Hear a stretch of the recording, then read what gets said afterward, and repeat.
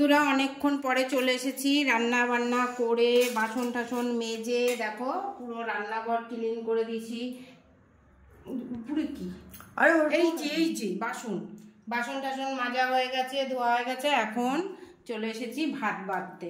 তো ভাতে এখানে দেখো, এখানে তো ভাতের সবার প্রথমে গরম গরম সানডের ভাত। আহা, বাঙালিদের আর কিছু চাই?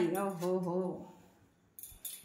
গরমা গরম পটল ভাজা, যেটা হচ্ছে পাকা পটল, আর রিমির বাবার পছন্দের গন্ধরাজ, আর একটা কাঁচা লঙ্কা।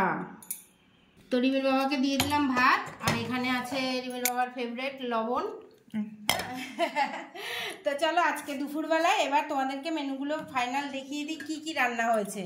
এখানে রান্না হয়েছে চাল কুমড়ো দিয়ে, ওল দিয়ে, আলু দিয়ে, ইলিশ মাছের মাথা আর লেজা দিয়ে তরকারি, ঠিক আছে।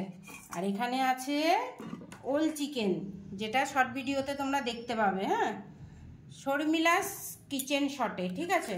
আর এখানে আছে কাতলা কালিয়া।